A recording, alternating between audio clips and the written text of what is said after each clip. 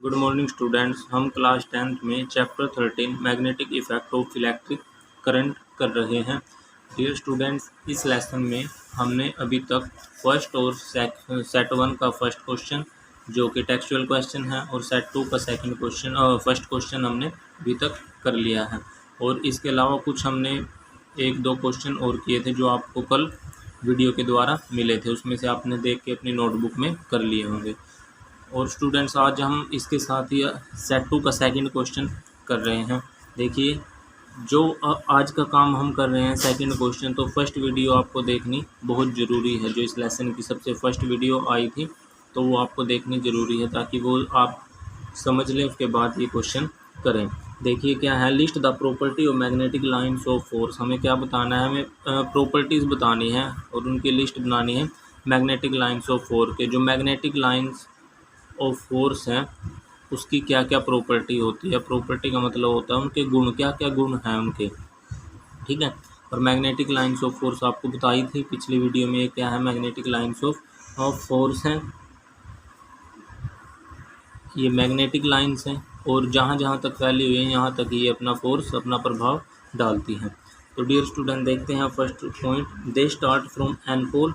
ये कहाँ से स्टार्ट होती है, ये एन पोल से स्टार्ट होती है। जैसे यहाँ पे भी दिखाया गया है कहाँ से स्टार्ट हो रही है, एन पोल से स्टार्ट हो रही है, and terminate on S pole. और कहाँ पे जाती है, टर्मिनेट का मतलब होता है अंदर चली जाती है, कहाँ पे, एस पोल पे। इनसाइड द मैग्नेट, अब कहाँ बात कर रहे हैं, अब इनसाइड द मैग्नेट की बात कर रहे हैं। देखिए यहाँ पे अगर मैं बनाता हूँ, ये इनसाइड, अंदर की बात कर रहे हैं। अब ये यहाँ पे क्या करेगी, देखिए यहाँ पे बना भी रखा है, पिछली बार समझाया था जब। यहाँ पे ऐसे करेगी, ये जा रही है मैग्नेटिक लाइन्स ऑफ फोर्स, यहाँ पे टर्मिनेट हो गई, मतलब अंदर चली गई। अंदर फिर कैसे करेगी, यहाँ से तो बाहर से तो आई नॉर्थ पोल से साउथ पोल की तरफ, और अंदर की तरफ कैसे होगी, साउथ पोल से नॉर्थ पोल की तरफ इसकी डायरेक्शन होगी। यही इसमें लिखा हुआ है, इनसाइड द मैग्नेट, मैग्नेट के अंदर, there direction is from S pole to N pole. इसकी डायरेक्शन कहाँ होगी, एस पोल से एन पोल की तरफ होगी।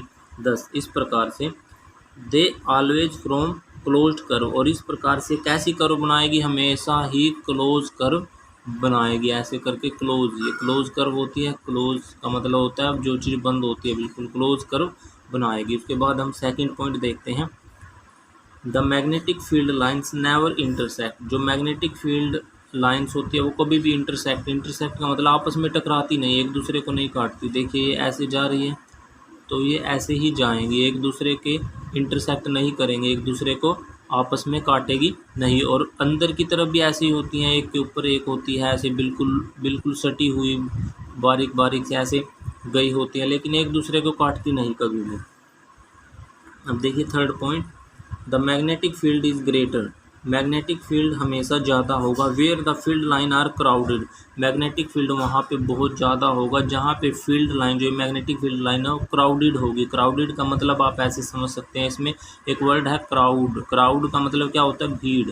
अगर इसका मतलब है कि अगर ये बहुत ज़्यादा होंगी, क्राउडेड का मतलब बहुत ज़्यादा संख्या में होंगी, ऐसे बहुत इनकी भीड़ होगी, ऐसे ऐसे बारीक बारीक सी, अब बहुत आपस में टकराएंगी नहीं, लेकिन आपस में बिल्कुल सटी हुई सी हमें लगेगी। ऐसे ऐसे बहुत ज़्यादा संख्या में अगर ये होंगी तो क्या होगा, मैग्नेटिक फील्ड लाइंस ग्रेटर होगा, बहुत ज़्यादा होगा। और यहाँ पे लिखा हुआ है एंड वाइस वर्सा। और वाइस वर्सा का मतलब होता है अगर इसका उल्टा, अगर ये मैग्नेटिक फील्ड लाइंस ऐसी होंगी, बिल्कुल दूर दूर होंगी और बहुत कम संख्या में होंगी, ऐसी होंगी, एक ये हो गई और एक ये हो गई, तो यहाँ पे मैग्नेटिक फील्ड क्या होगा, कमज़ोर होगा। जो मैग्नेटिक फील्ड है वो कैसा होगा, लेस होगा। यहाँ पे ग्रेटर होगा और वहाँ पे क्या होगा, लेस होगा।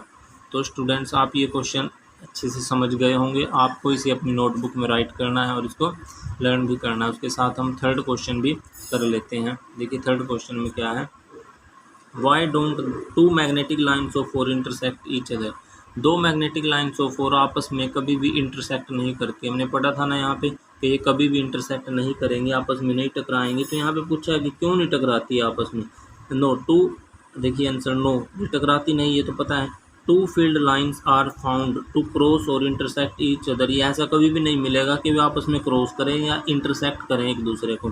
इफ़, क्योंकि इफ़, यदि दे डिड, अगर ये ऐसा करती हैं, इट वुड मीन, इसका मतलब ये होगा that at the point of intersection, जहाँ पे वो टकरा रही हैं, there would be two direction of magnetic field, जहाँ पे भी वो टकराएंगी वहाँ से ये पता लगेगा कि उसकी मैग्नेटिक फील्ड की दो डायरेक्शन है। देखिए ऐसे करके यहाँ पे आपको दिखाते हैं। अगर ये एक बार मैग्नेट है, ये नॉर्थ पोल है इसका, ये साउथ पोल है, और हमें ये पता भी है कि नॉर्थ से साउथ की डायरेक्शन में जाएगी, ऐसे नॉर्थ से साउथ की डायरेक्शन में जा रही है, और अंदर से साउथ से नॉर्थ की डायरेक्शन इसकी होती है। अगर ये कोई यहाँ से आके टकरा रही है, यहाँ पे आके टकरा गई और फिर जा रही है, इसका मतलब कि मैग्नेटिक, जैसे यहाँ पे देखिए मैग्नेटिक फील्ड तो ये है, यहाँ पे ये डायरेक्शन है उसकी मैग्नेटिक फील्ड और उसकी फोर्स की। अगर यहाँ पे टकरा के चली गई इसमें, तो इसका मतलब है कि डायरेक्शन दूसरी है उसकी और कहीं डायरेक्शन है।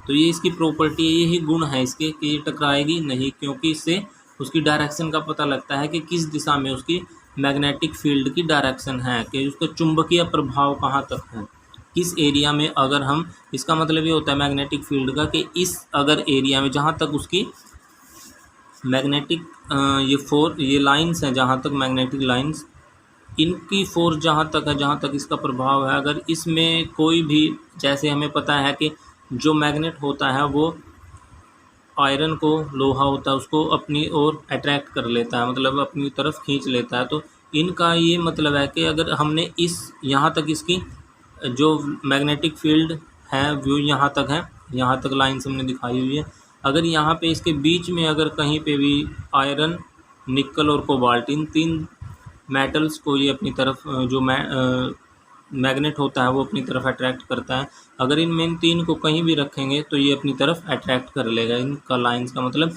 ये होता है। तो आगे देखिए, thus a compass needle would point toward two different direction at this point. अगर हम कंपास नीडल होता है जिससे जो भी सेलर्स होते हैं या सोल्जर्स होते हैं वो क्या करते हैं, जो डायरेक्शन फाइंड करते हैं, डायरेक्शन का पता लगाते हैं, दिशाओं का पता लगाते हैं। आपने कभी फिल्मों में देखा होगा तो डायरेक्शन का उनको पता लग जाता है। उसमें एक मैग्नेटिक फील्ड क्या होता है, कंपास नीडल होता है, एक नीडल होता है वो बता देता है कि किस साइड कौन सी डायरेक्शन है। आजकल तो फ़ोन में भी आता है वो compass needle would point toward two different direction.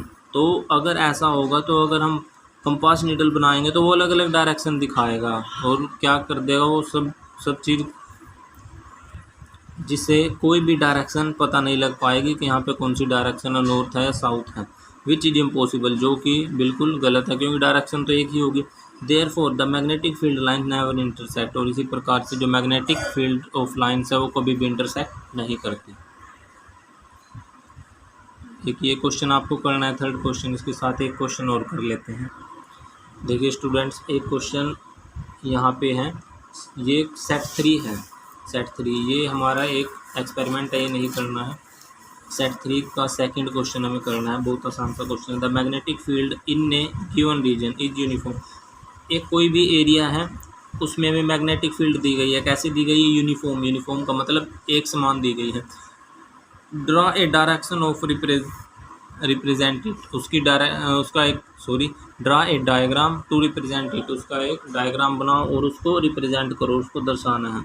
तो uniform magnetic field is represented by A set of parallel lines होंगी उसमें, हैविंग इक्वल लेंथ, एक जैसी लेंथ होगी, एंड इक्वल सेपरेशन मतलब उनके बीच में एक जितना ही स्थान होगा, मतलब कि गैप भी सेम होगा, एज शोन इन फिगर, जैसे फिगर में दिखाया गया है। आपको ये 3 क्वेश्चन जो पहले करवाए हैं, सेट 2 का सेकंड, थर्ड और सेट 3 का सेकंड क्वेश्चन, ये आपको अपनी नोटबुक में राइट करने हैं और इनको साथ साथ लर्न भी करना है। और स्टूडेंट्स, जैसा कि आप सभी को पता है 10th क्लास में आप हैं, तो आप अपना जो भी आपको होमवर्क मिल रहा है, जो भी आपको वीडियोस मिल रही हैं, जिस भी सब्जेक्ट के, आप उसको रेगुलर करते रहिए, अपनी तैयारी बहुत अच्छी कर लीजिए। Okay students.